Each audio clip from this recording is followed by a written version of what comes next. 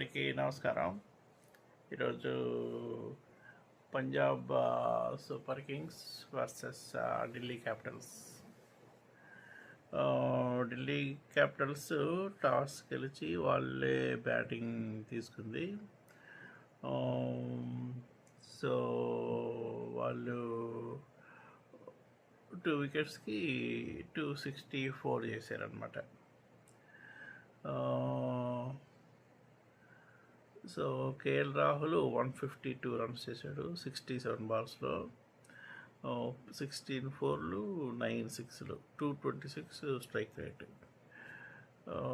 నిశాంక ఇతను 11 రన్స్ చేశాడు. ఇంకా రానా 91 రన్స్ 44 బాల్స్లో, 11 4s 4 6లు.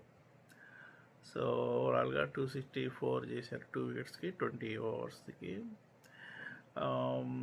సో 265 పెద్ద స్కోరే. సో టార్గెట్ కూడా కష్టమే. సో పంజాబ్ సూపర్ కింగ్స్ వాళ్ళు టాప్ పొజిషన్లో ఉన్నారు మన పాయింట్స్ టేబుల్లో. వాళ్ళు ఇంతవరకు అన్ని గేమ్లు గెలుస్తూనే వచ్చారు. సో ఈ గేమ్ ఎలా ఉంటుందో చూద్దాం. So Punjab super Kings batting start చేశారు. సో వీళ్ళు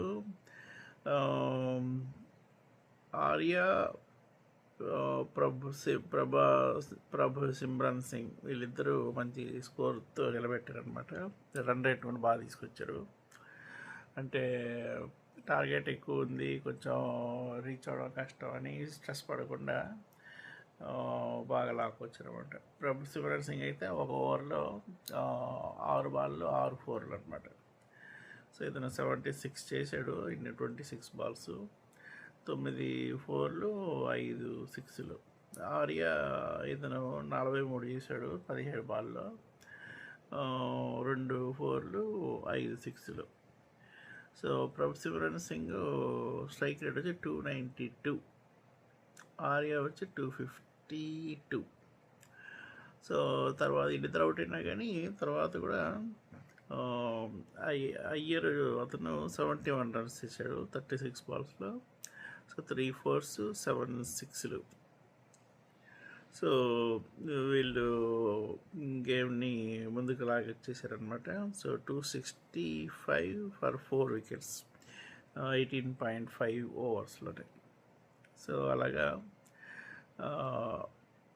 మొత్తం గేమ్ గెలిచేశారు. సో ఇక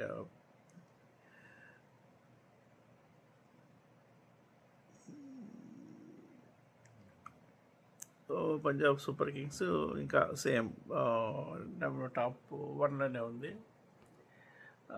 తర్వాత ఇంకా నెక్స్ట్ గేమ్ రాజస్థాన్ రాయల్స్ మన సన్ రైజర్స్ హైదరాబాద్ ఇద్దరు ఆడుతున్నారు. మరి కాసేపు వాళ్ళ గేమ్లో కలుద్దాం.